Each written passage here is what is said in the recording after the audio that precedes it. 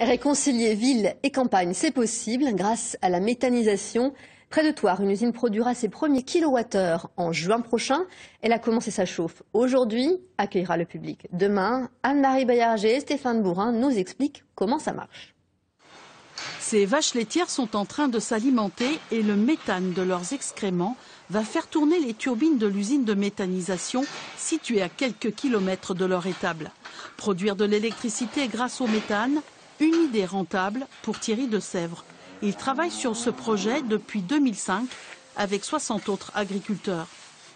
Les économies sur l'exploitation devraient être d'environ 5 000 € par rapport aux économies et d'achat d'engrais minéraux et de transport.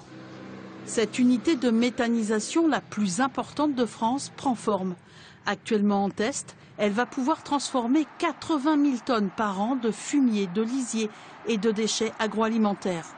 L'ensemble de la matière est mélangée dans les différents modules qu'on voit et chauffée à 50 degrés. Une fois que la matière est chauffée, on l'envoie dans des grosses cuves à l'extérieur. C'est là que nos bactéries vont travailler pour produire du biogaz. Ce biogaz est ensuite valorisé dans 2 moteurs pour faire de l'énergie, d'une part de l'électricité et d'autre part de la chaleur. La chaleur sera vendue à cette entreprise pour déshydrater sa fabrication d'aliments pour bétail. Quant à la production d'électricité, elle pourrait approvisionner une ville de 12 000 habitants. Après traitement de la biomasse, les résidus solides ou liquides retournent chez l'agriculteur pour fertiliser les cultures.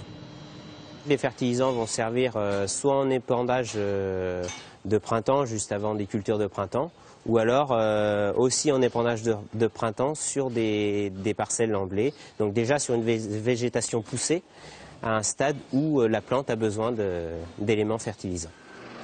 Dans quelques jours, Thierry fera sa première livraison de fumier. L'unité de méthanisation devrait être complètement opérationnelle en juin prochain et produire ses premiers kilowattheures.